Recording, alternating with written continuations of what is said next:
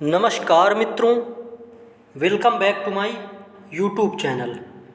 मेरे इस YouTube channel में आपका स्वागत है। दोस्तों, मैं लेके आया हूँ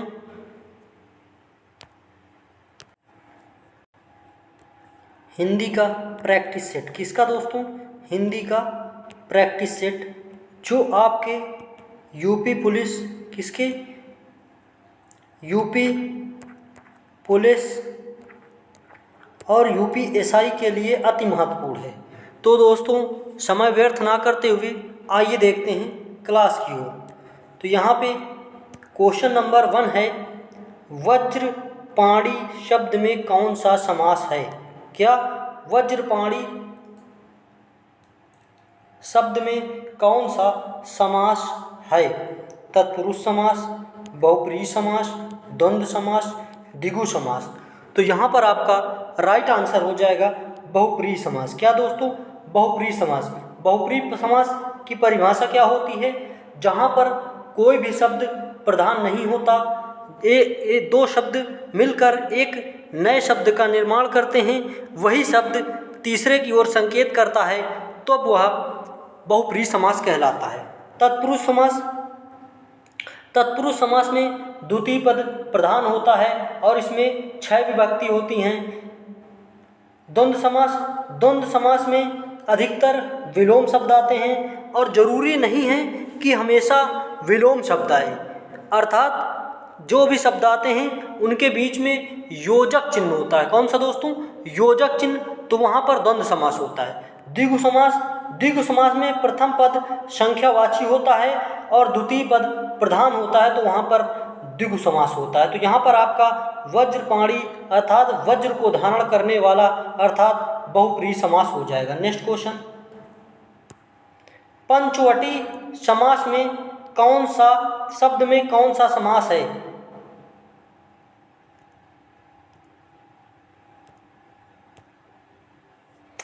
बहुप्रिय समास, कर्मधारय समास, द्वंद्व समास, द्विगु समास। तो यहाँ पर आपका राइट आंसर हो जाएगा द्विगु समास। क्या दोस्तों? द्विगु समास। 5 वटों का समूह अर्थात पंचवटी। पंच का मतलब 5 और पहला पद संख्यावाची होता है, तो वहाँ पर द्विगु समास होता है। नेक्स्ट क्वेश्चन है, सुनीता के बच्चे घास फूस की तरह बढ़ रहे हैं। क्या? घास फूस की तरह बढ़ रहे हैं। उपर्युक्त वाक्य में प्रयुक्त घास फूस शब्द में समास होगा। घास फूस शब्द में समास ढूंढना है। कर्मधारय समास, द्वंद्व समास, द्विगु समास, अव्ययभाव समास। तो यहाँ पर आपका राइट आंसर हो जाएगा द्वंद्व समास। क्या दोस्तों? द्वंद्व समास की पहचान होती है योजक चिन्ह। क्या दोस्तों? योजक चिन्ह या विलोम शब्द। क्या दोस्तों? विलोम शब्द होते हैं। और दोस्त, कर्मधारय समास में पहला पद विशेषण तथा दूसरा विशेष होता है, तो वहाँ पर कर्मधारय समास होता है। द्विगु समास में पहला पद संख्यावाची, दूसरा पद प्रधान होता है, तो वहाँ पर द्विगु समास होता है। अव्ययभाव समास में प्रथम पद उपसर्ग होता है। प्रथम पद छोटा होता है किंतु ज़्यादा अर्थ रखता है। एक साथ एक जैसे 2 शब्द आ जाएं तो वहाँ पर भी अव्ययभाव समास होता है। नेक्स्ट क्वेश्चन है,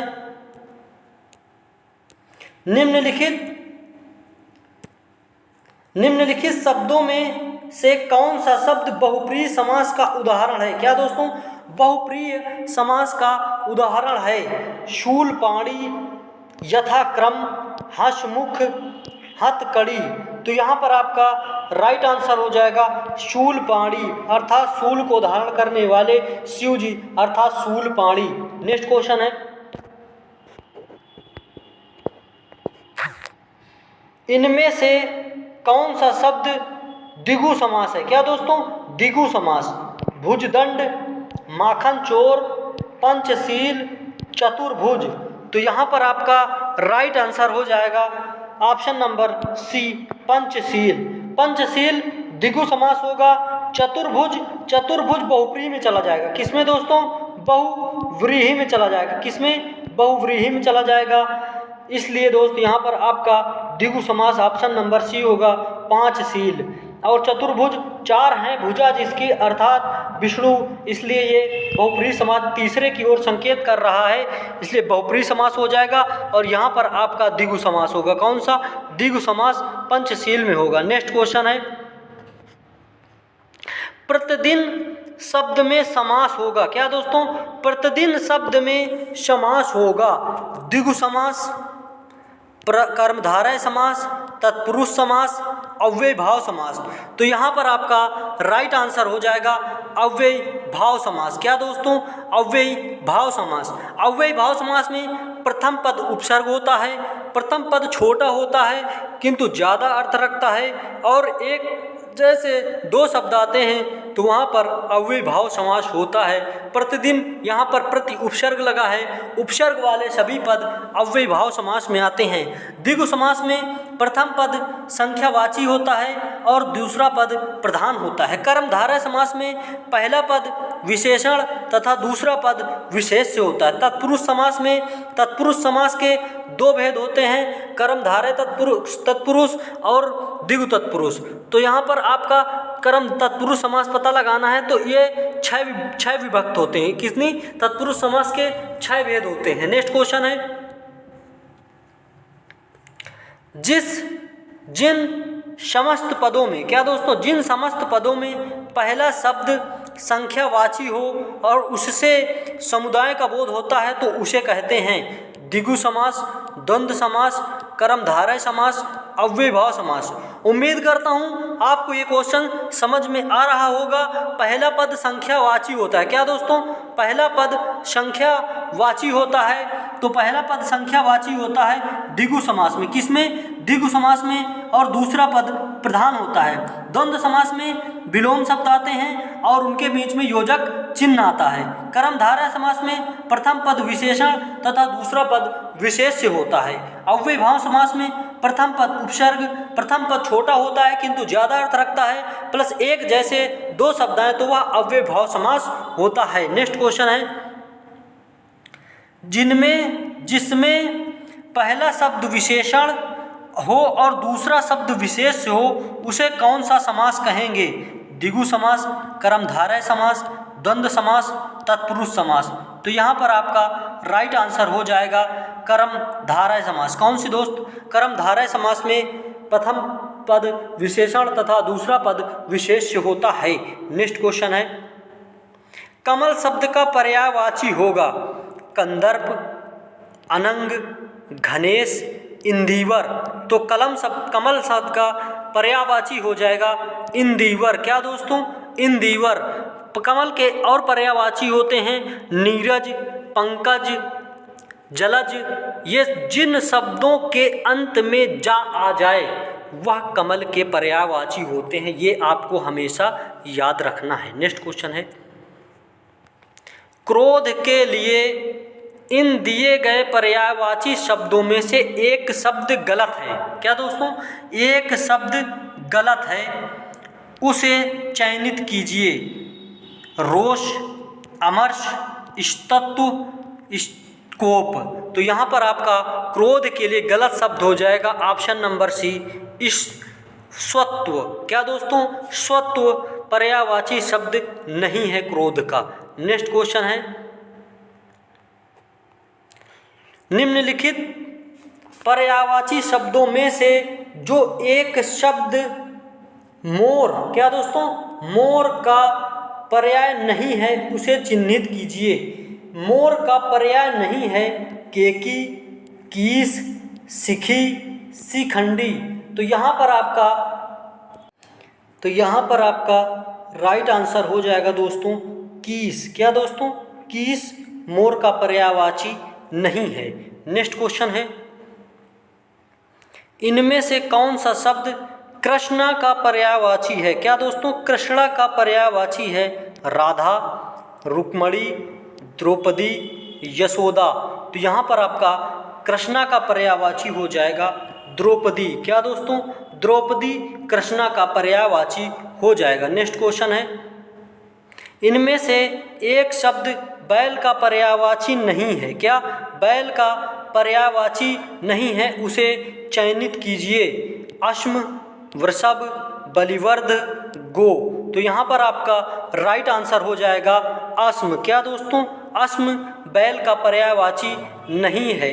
नेक्स्ट क्वेश्चन है, निम्नलिखित में से जो शब्द सौंदर्य का पर्यायवाची नहीं है, क्या सौंदर्य का पर्याय, उसे चिन्हित कीजिए। सुषमा, शोभा, सुंदरता, रमणी। तो यहाँ पर ऑप्शन नंबर डी राइट हो जाएगा। क्या डी सौंदर्य का पर्यायवाची रमणी नहीं है। नेक्स्ट क्वेश्चन है, निम्नलिखित विकल्पों में से एक शब्द नदी का पर्यायवाची नहीं है, उसे चयनित कीजिए। तरंगिणी, तटनी, तरिणी, सरिता। तो यहाँ पर आपका राइट आंसर हो जाएगा तरिणी नदी का पर्यायवाची नहीं है, बाकी सभी नदी के पर्यायवाची हैं और आपका तरिणी नदी का पर्यायवाची नहीं है। नेक्स्ट क्वेश्चन है, नीचे दिए गए विकल्पों में से एक शब्द घर का पर्यायवाची नहीं है, उसे चयनित कीजिए। भवन, भुवन, निकेतन, सदन। तो यहाँ पर आपका राइट आंसर हो जाएगा ऑप्शन नंबर बी, घर का पर्यायवाची नहीं है भुवन। भवन घर का पर्यायवाची, निकेतन घर का पर्यायवाची, सदन घर का पर्यायवाची, ग्रह घर का पर्यायवाची, मंदिर घर का पर्यायवाची। नेक्स्ट क्वेश्चन है, इनमें से कौन सा शब्द पार्थ का पर्यायवाची, किसका, पार्थ का। भीष्म, श्री कृष्ण, युधिष्ठिर, अर्जुन। तो यहाँ पर आपका राइट आंसर हो जाएगा अर्जुन। क्या दोस्तों, अर्जुन को ही श्री कृष्ण भगवान पार्थ के नाम से बुलाते थे, तो अर्जुन का पर्यायवाची पार्थ हो जाएगा। नेक्स्ट क्वेश्चन है, मौन शब्द का विलोम है, क्या मौन शब्द का विलोम है। मुखरता, मूकता, वाचलता, प्रगल्भता। तो यहाँ पर आपका राइट आंसर हो जाएगा वाचलता। क्या दोस्तों, वाचलता। मौन का मतलब होता है चुप, कुछ भी न बोलना। वाचलता का मतलब होता है अधिक बोलना। नेक्स्ट क्वेश्चन, निर्दयी का विलोम है, क्या निर्दय का विलोम है सहृदय, सहाय, सभय, सदय। तो यहाँ पर निर्दयी का विलोम हो जाएगा सहृदय। क्या दोस्तों, सहृदय। नेक्स्ट क्वेश्चन है, तिमिर का विलोम है। तिमिर प्रकाश, आलोक, ज्योतिर्मय, आभास। तिमिर का मतलब होता है अंधेरा, आलोक का मतलब होता है उजाला। तो यहाँ पर तिमिर का विलोम शब्द हो जाएगा आलोक। नेक्स्ट क्वेश्चन है, तीक्ष्ण का विलोम शब्द है मंद, तीव्र, प्रखर, तीक्ष्ण। तो तीक्ष्ण का विलोम शब्द प्रखर हो जाएगा। क्या दोस्तों, तीक्ष्ण का विलोम शब्द, सॉरी दोस्तों, तीक्ष्ण का विलोम मंद होगा। क्या दोस्तों, तीक्ष्ण का विलोम मंद होगा। सॉरी इस बात के लिए, आई रियली सॉरी दोस्तों। तो यहाँ पर आपका तीक्ष्ण का विलोम मंद हो जाएगा। नेक्स्ट क्वेश्चन है, कृत्रिम का विलोमार्थी शब्द है प्राकृतिक, स्वनिर्मित, स्वाभाविक, स्वचालित। तो यहाँ पर आपका राइट आंसर हो जाएगा प्राकृतिक। क्या दोस्तों, कृत्रिम का मतलब होता है मानव निर्मित, प्राकृतिक का मतलब होता है जो अपने आप बनी, यानी प्रकृति के द्वारा बनाई गई। कृत्रिम का मतलब मानव के द्वारा बनाई गई। नेक्स्ट क्वेश्चन है, उदांत का विलोमार्थी शब्द है उद्धत, दानशील, अनुदात्त, क्षमावान। तो यहाँ पर आपका राइट आंसर हो जाएगा अनुदात्त। क्या दोस्तों, अनुदात्त।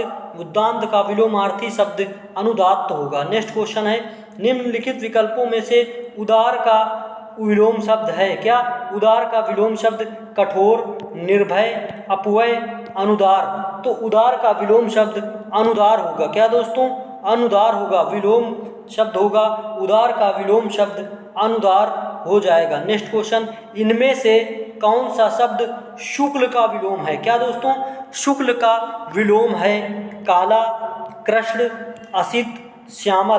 तो यहाँ पर आपका राइट आंसर हो जाएगा शुक्ल का विलोम शब्द कृष्ण हो जाएगा, कृष्ण का विलोम शब्द शुक्ल हो जाएगा। नेक्स्ट क्वेश्चन है, इनमें से कौन सा प्रस्थान का विलोम है। क्या प्रस्थान आगमन, गमनागमन, निगम, निर्गम, तो प्रस्थान का विलोम शब्द हो जाएगा आगमन। क्या दोस्तों, प्रस्थान का मतलब जाना, आगमन का मतलब आना, तो प्रस्थान का विलोम शब्द आगमन हो जाएगा। क्या, आगमन हो जाएगा। ससुर शब्द का तत्सम रूप होगा श्वश्रु, ससुर, सुसुर, तो यहाँ पर आपका ससुर का तत्सम रूप ससुर हो जाएगा। क्या, ससुर हो जाएगा। क्या, ससुर हो जाएगा। नेक्स्ट क्वेश्चन, पलंग का तत्सम रूप है। क्या, पलंग का तत्सम रूप प्लवंग, परमंग, प्लुंग, पर्यंक, तो यहाँ पर आपका पलंग का तत्सम रूप हो जाएगा पर्यक। क्या दोस्तों, पर्यक का विलोम, पर्यक का तत्सम तद्भव रूप पलंग होता है, पलंग का तत्सम रूप पर्यक हो जाएगा। नेक्स्ट क्वेश्चन है, ओठ किस श्रेणी शब्द में आता है। ओठ तद्भव शब्द, तत्सम शब्द, देशज शब्द, विदेशी शब्द, तो ओठ आपका तद्भव शब्द होता है। कौन सा, तद्भव शब्द। इसका तत्सम रूप होता है ओष्ठ। क्या दोस्तों, ओष्ठ होता है। किसका, ओष्ठ होता है। इसका तद्भव रूप होता है, तत्सम रूप इसका ओष्ठ होता है, तद्भव रूप ओठ होता है। नेक्स्ट एंड लास्ट क्वेश्चन है, इनमें से तत्सम शब्द का चयन कीजिए। क्या, तत्सम शब्द का चयन कीजिए। कान, दिन, बाहर, जमुना, तो यहाँ पर आपका राइट आंसर हो जाएगा, यहाँ पर आपका राइट आंसर हो जाता है दिन। दिन तत्सम रूप होगा। तो दोस्त उम्मीद करता हूँ आपको वीडियो अच्छी लगी होगी, और वीडियो अच्छी लगे तो वीडियो को लाइक करें, चैनल को सब्सक्राइब करें। रोज़ाना ऐसे वीडियो को देखने के लिए चैनल को सब्सक्राइब करें। और यदि आपको PDF प्राप्त करनी है तो हमारे डिस्क्रिप्शन बॉक्स में लिंक दी हुई है, उससे आप टेलीग्राम चैनल से PDF प्राप्त कर सकते हैं। जय हिंद, जय भारत, वंदे मातरम, भारत माता की जय, नमस्कार।